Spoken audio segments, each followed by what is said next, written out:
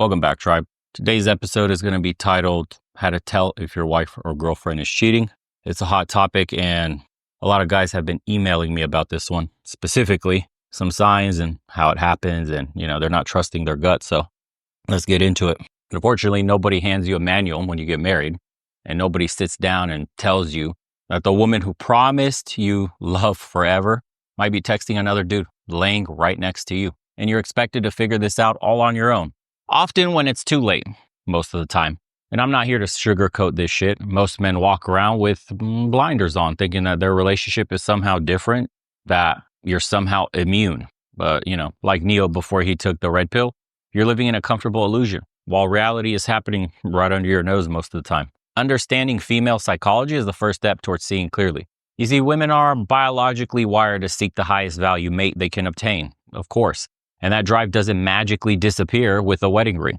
It is what it is. Your marriage license is just a piece of paper. It doesn't override millions of years of evolutionary programming. Now the phone never leaves her hand. Remember when you used to know her passcode? When her phone would just sit there on the counter and neither of you cared who picked it up?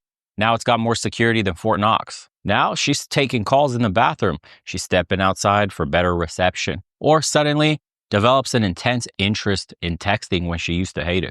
Watch for the phone flip, that instinctive moment where she turns away her screen when you walk by. It's like she's protecting nuclear launch codes, except it's for a conversation. And you know what's really telling? When she starts to put her phone face down whenever you're around. It's practically a neon sign. Those notification settings that used to chime for everything, now they're silent. She's got special settings for certain contacts now. And when that phone dings at 11 p.m., she lunges for it like it's the last life jacket on the Titanic. And you've got yourself a situation here. Her schedule's developing convenient gaps you can't account for. The classic "I'm working late." That excuse never gets old, apparently. Pay attention to these patterns. Is this new overtime happening on the same days each week? Is her book club suddenly meeting twice as often? Women having affairs create elaborate buffer zones around their time. They need gaps for actual cheating and additional gaps for the preparation and the aftermath. Time discrepancies are your bread and butter here. The grocery store is 15 minutes away. But somehow the milk run just took 2 hours. The gym session that used to be 45 minutes is now a 3-hour commitment.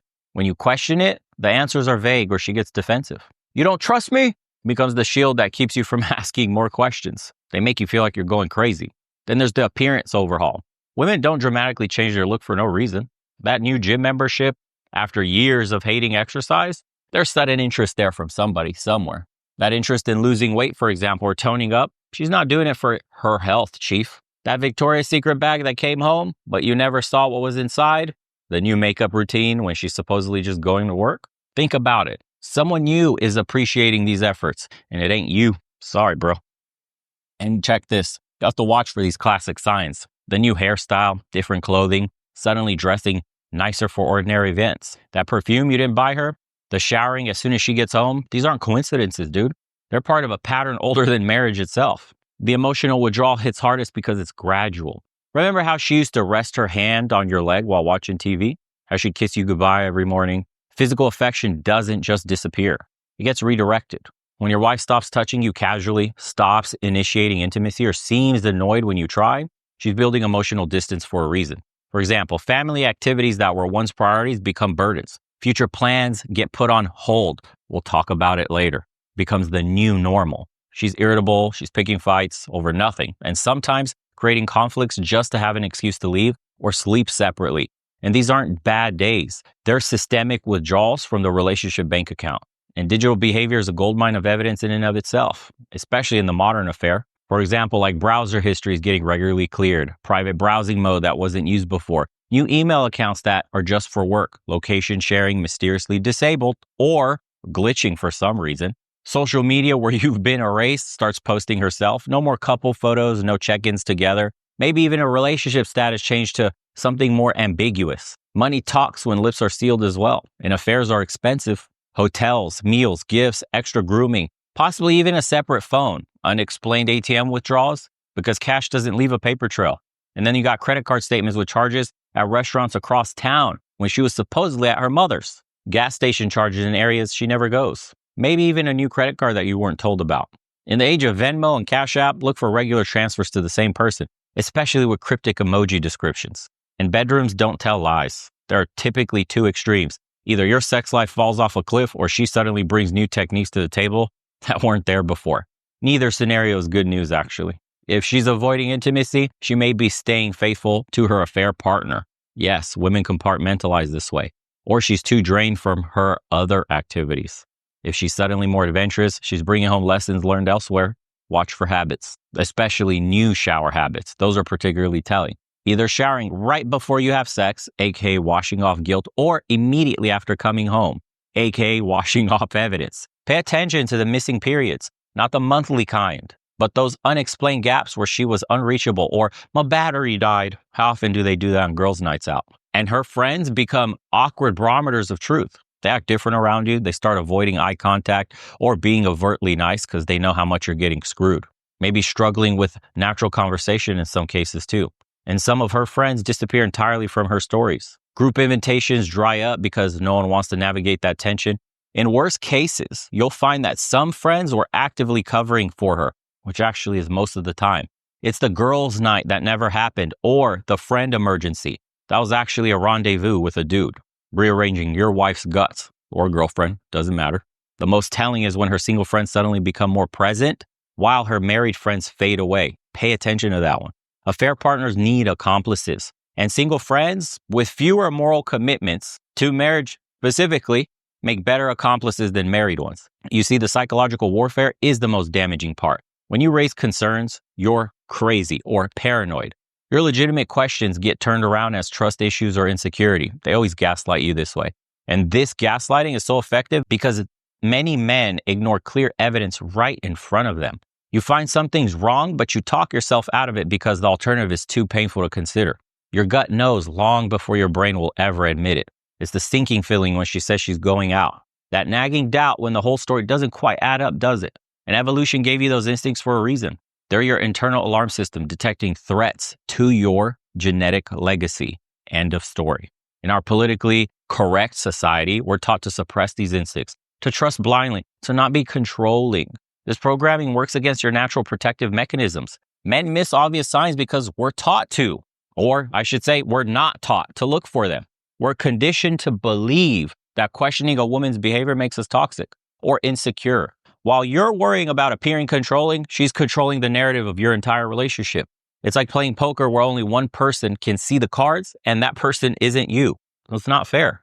And unfortunately for most men, they'll discover these affairs long after they're happening.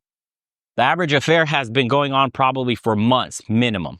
By the time you notice something's wrong, you're already the last to know. Her friends know, his friends know, the bartender at their regular spot knows. Everyone knows but you. And when your suspicions reach a breaking point, you need a plan. Gathering evidence might seem unnecessary if you're already convinced, but listen, documentation does matter, especially if you're headed for divorce court. You need phone records, you'll need credit card statements, hotel receipts, witnesses, and yes, even text or emails if you can legally access them. In most states, adultery still impacts divorce proceedings, despite no-fault divorce laws. It's not going to look good for you, but this will probably give you the best chance in court. Just know the bias is extremely strong, so don't expect a miracle here. And the confrontation should happen on your terms, when you're prepared, both emotionally and logistically. That's super important. Don't do it when you're at your most emotional or vulnerable. Have your facts straight. Know what you want out of the conversation. Expect denial, then minimization, then blame shifting. It's the cheater's playbook. It was just once. It was just once. It's almost never true. It didn't mean anything. It means absolutely everything, actually. Protect yourself immediately, seriously, regardless of whether you think reconciliation is possible, which I don't recommend. Separate finances where appropriate, document assets, change passwords to your accounts, get tested for STDs. And yeah, that's humiliating to say out loud, but you need to just in case. Absolutely. And talk to a lawyer before making any major decisions, even if you're not sure divorce is the answer. Again, I recommend getting divorced if your woman cheats on you. And this is the hardest part that comes next, because here's where you have to decide to rebuild or walk away. Again, I would say walk away, but it's more complicated than that when you have kids and you've built a life together, etc. So modern culture will push the forgiveness and use therapy as the mature response. But the truth is that infidelity does fundamentally change the relationship's DNA. She's got DNA of another man in her. So anyways, whatever. Don't listen to me though. You know, the trust that took years to build can be destroyed in a moment. And the rebuilding process is grueling, dude, be honest. Studies show that men have a harder time moving on from past sexual infidelity than women do. Your primitive brain knows exactly what was threatened, and it doesn't care about modern notions of enlightened forgiveness. If children are involved, the calculation becomes more complex. The staying for the kids approach has been criticized, but so has subjecting children to divorce. There's no painless solution once infidelity enters the picture, only a choice between different types of pain. Remember that in the family court system, the deck is stacked against you. Another red pill truth men must swallow. Prepare accordingly. Whatever you decide, maintain your dignity. Don't beg, don't plead, don't promise to change when you weren't the one who broke the vows. And this is where your frame becomes crucial. The man who discovers his wife's affair responds with quiet strength rather than emotional meltdown, maintains frame and demonstrates high value, both in her eyes and in his own self-respect. You see, because women actually respect strength, not weakness, even when they're the ones who wronged you. She'll like that you stand up for yourself. And some hard truths about female infidelity through the red pill lens is, despite what society tells you, women don't cheat up all the time. Sometimes they cheat sideways or even down. The affair partner often isn't richer or more attractive or more accomplished than you. He's simply presenting novel alpha traits in the specific areas where you've shown beta tendencies. That's the brutal truth. He's giving her emotional spikes. Her hypergamous nature is craving them. The validation, the excitement, the risk. If you understand the female dual mating strategy, it doesn't excuse her actions, but it just illuminates the machinery behind them. You see, women typically follow the branch swinging model. That's what they call it in the red pill. They don't release the branch until they firmly grasp another. If she hasn't left you for the affair partner, it's often because he hasn't offered the commitment or represents a lifestyle downgrade. She's keeping her options open, maximizing her sexual strategy while minimizing her risk. This is pure evolutionary psychology in action, not a reflection of your worth as a man. Remember that alpha fucks beta bucks isn't just a cringy saying. It's observable reality. A woman with abundance options will often separate her providers from her lovers. Your resources, stability, and provisioning, they have value to her, but they don't generate the same visceral attraction as dominance, unpredictability, and social status. Sometimes you did everything society told you to do right, and she did you wrong anyway. And that's a reality many men struggle to accept. In a culture that teaches them female behavior is always a reaction to male inadequacy rather than female nature. The aftermath of discovering infidelity hits like a Mike Tyson punch, dude, right in his prime. That shit knocks you sideways. Your brain cycles through denial, rage, bargaining, and grief, sometimes all in the same hour. One minute you're plotting elaborate revenge, the next you're wondering what you did wrong. Both are natural, but neither is particularly productive. This is the stage where most men either fully swallow the red pill or they'll retreat deeper into the blue pill fantasy. Your identity as a man takes a direct hit. In the sexual marketplace, being cheated on tanks your perceived sexual market value. Like you weren't alpha enough to keep her satisfied or maintain her genuine desire. The red pill truth cuts deep. Women don't cheat on men they genuinely desire and respect. This primal wound cuts deeper than most men will admit. It's not just about the sex, it's about the brutal reality check. The sudden awareness that your sexual strategy was built on faulty premises. And the fact that every day she chose another man's seed over yours while gaslighting you to your face. And that shit hurts. And social media makes this situation a whole special kind of hell now. Because back in the day, a man could process his marriage failing apart in private. Today, you got to worry about the digital trail, the Facebook relationship updates, Instagram posts, the mutual friends watching the shit show unfold in real time. Do you announce it, ignore it, block her? There's no manual navigating the digital aftermath of betrayal. And social circles fracturing along predictable lines as well. After infidelity goes public, the friends who always thought you weren't good enough for her suddenly have complicated views on monogamy. Weird, huh? And the couples you hung out with together start the awkward dance of trying to remain neutral while inevitably taking sides. Your male friends who are still married view you with a mixture of sympathy and fear. Like what happened to you could be contagious. A cheating wife doesn't just betray you. She betrays an entire belief system. All those years you spent believing in partnership, trust, and building something together, that narrative gets rewritten overnight. The us against the world story. It just becomes me all along by myself. Every memory gets contaminated with doubt. Was she ever faithful? Was that business trip really for work? Was our entire relationship built on bullshit? You can't even differentiate real from fake anymore. And the red flags seem obvious in hindsight, of course. That men often beat themselves up for too, because they're missing most of them. The guy from her work she mentions a little too damn often. The girls' trips where she came back a bit distant. the way she guarded her phone like nuclear codes, the decreased interest in sex that you attributed to stress or hormones, or that's just how marriage goes, they tell you. And so you kick yourself for not connecting dots that now seem blindingly obvious. Technology has created new battlegrounds for detecting infidelity. Fortunately for those that are wondering if they're getting cheated on right now. You got GPS tracking apps, data recovering software, monitoring services. You got an entire industry built around suspicion. The temptation to deploy these tools is strong. Believe me, I know. But caution is warranted. Beyond the potential legal issues, there's the psychological cost to this, to becoming your own relationship's NSA agent. The moment you start surveillance, you already acknowledge the foundation is cracked. And modern women have perfected the art of plausible deniability in ways previous generations cannot imagine. She's not meeting Chad at the hotel. She's going for a work conference. That's not a dating app notification. It's a new meditation app with social features. She's not dressing up for someone else, bro. She's finally taking care of herself. And that affair is hiding in plain sight. It's camouflaged by empowerment language that makes you the villain for questioning any of that shit. And women's social support systems actively enable infidelity in ways most blue pill men have no understanding. Women operate in this like collective hive mind. You know, they prioritize the feelings and sexual strategy of their female peers over objective moral standards. Her friends aren't just covering for her. They're often cheerleading from the sidelines. You deserve to be happy, queen, becomes code for your sexual strategy and hypergamous nature matter more than your commitment. While your boys might give you shit for even thinking about cheating, her girls are helping her rationalize it as self-care, finding herself, or whatever other bullshit they decide to call it. And it's not really evil when you think about it. It's simply Mother Nature. They're optimizing for female sexual freedom and options. The sexual marketplace has different rules for men and women. There's no morality here. And this double standard isn't a social construct either. It's built into the fabric of intersex dynamics. And it's working against you at every turn as a man. And a woman going through an affair has oftentimes like predictable phases. First, she'll compartmentalize, right? Keeping her marriage and affair into separate mental boxes.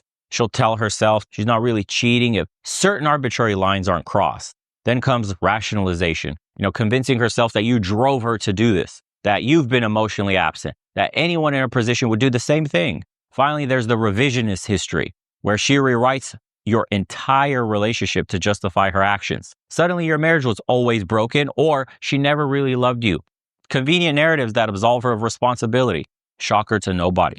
And marriage counselors and therapists, products of gynocentric education systems, by the way, and the society at large, actively enable this dynamic. It takes two people to break a marriage philosophy is feminized bullshit. And it creates a false equivalence between everyday relationship struggles and the deliberate choice to cheat. The entire therapy industry operates on feminine primary social conventions, pathologizing masculine behavior while framing female infidelity as justified empowerment.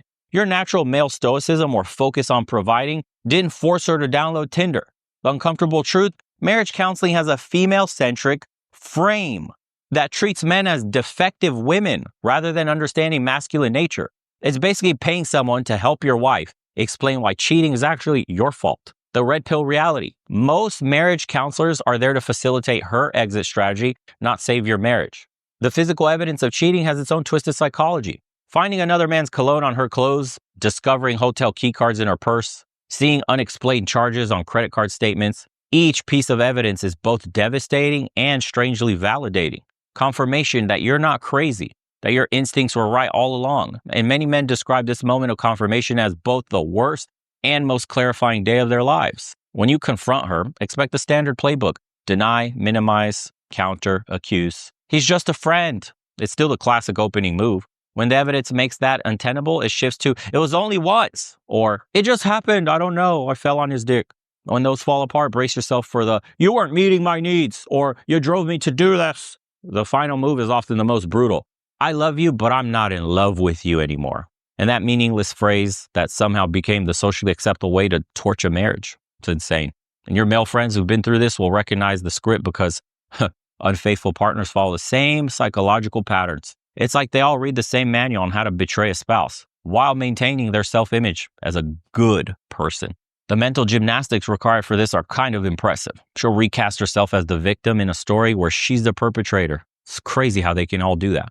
The decision to stay or go isn't just about the affair. It's about what the affair reveals. A drunken one-night stand might represent a terrible lapse in judgment, and a calculated year-long deception with elaborate cover stories, secret communication channels, and gaslighting reveals something fundamentally broken in her character.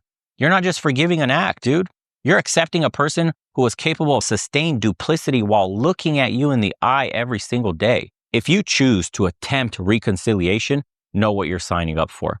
The trust rebuilding process isn't months. It's years, if they ever come back at all. And you're going to need full transparency on her whereabouts, communications, and activities for the foreseeable future. And many men find this level of monitoring exhausting, and ultimately it's not sustainable. The hypervigilance required to rebuild trust often destroys what's left in the relationship anyways. Successful reconciliation requires not just her genuine remorse, good luck with that, but her acceptance of uncomfortable consequences. Good luck with that one too. And she doesn't get to decide when you should be over it. She doesn't get privacy privileges until they're re-earned. If she's resistant to any of these necessary steps, she's showing you she values her comfort over her healing.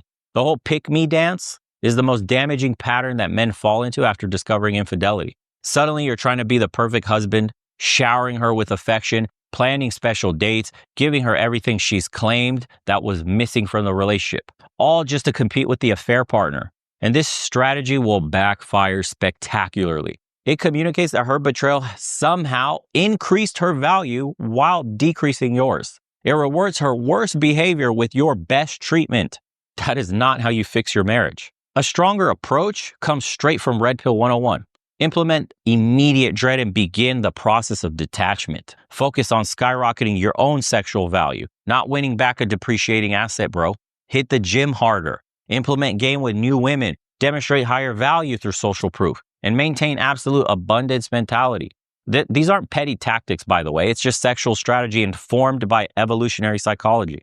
The man who responds to betrayal by becoming the prize rather than the pursuer, it flips the power dynamic entirely. By improving yourself instead of begging for another chance, you trigger hypergamous doubt in a way that potentially makes her reassess your value. And ironically, you become more attractive in the process. Whether she comes back or not is secondary to your reclamation of masculine frame.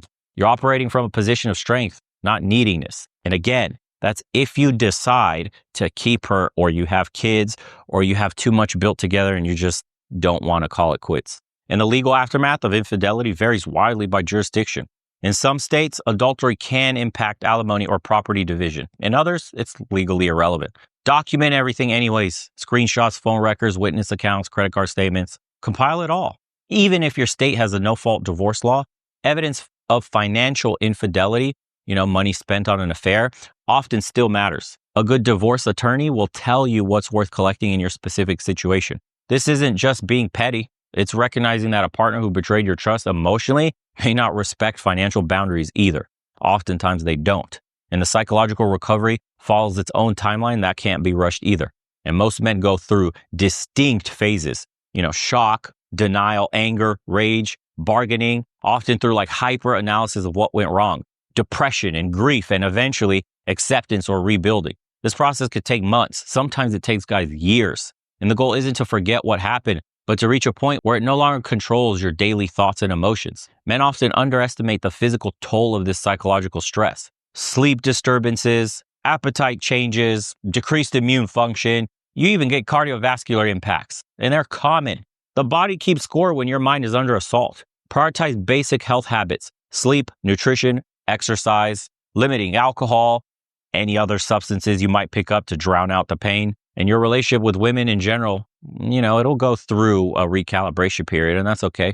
Some men swing toward, unhealthy cynicism, viewing all women as potential betrayers. Others become hypervigilant in new relationships, constantly scanning for signs of deception. The healthier middle ground is informed caution. Trust but verify. It's very simple. You establish boundaries early and watch actions rather than words. A woman who respects your reasonable boundaries isn't being controlled. She's demonstrating her trustworthiness. And the most painful aspect might be witnessing how quickly she moves on. While you're processing grief, she often experiences relief and new relationship energy. It's the truth. And this timing discrepancy feels like salt in the wound, but it reveals an important truth. Her disconnection from the marriage likely began long before yours. By the time you discovered the affair, she had already emotionally checked out. If children are involved, the complexity does multiply exponentially. The instinct to expose her betrayal to them must be balanced against their need for a healthy relationship with both parents. Professional guidance is crucial here if you choose to take it.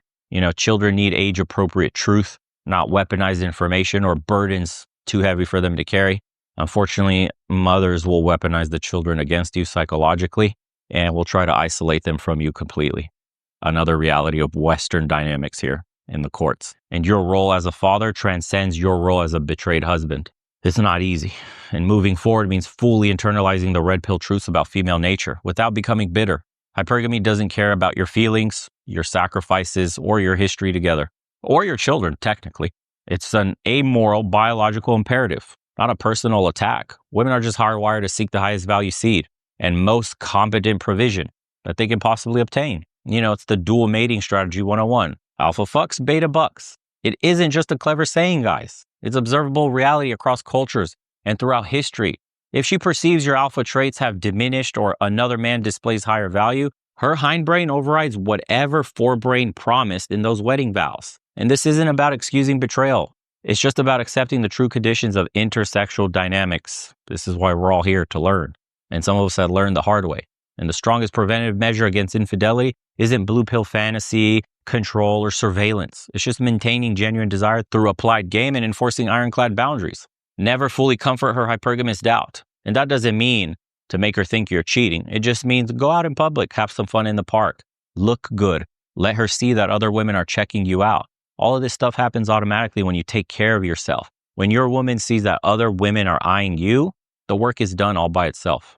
Continue developing your sexual market value, professionally, physically, and socially throughout the marriage. Always be adapting, always be changing, always get better. Life's better that way anyways, whether you have a woman in it or not.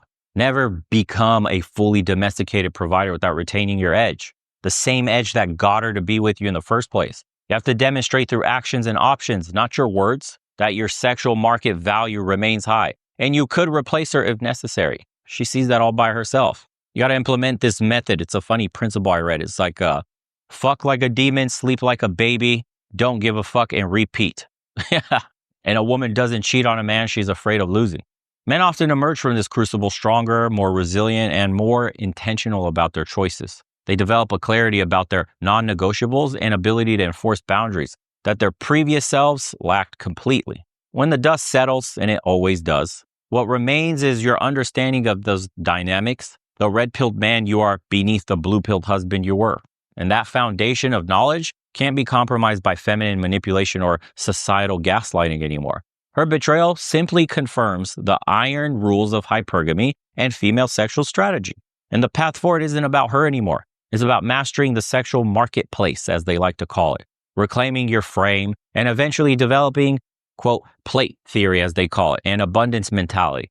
As in, you're able to just balance a lot of women simply because of the interest you generate from the new man you've become. And you're not doing this because you're looking for a special woman or that they're just special or there's something special about any particular one, but because understanding female nature while still engaging with women on your terms is the only way to win a rigged game.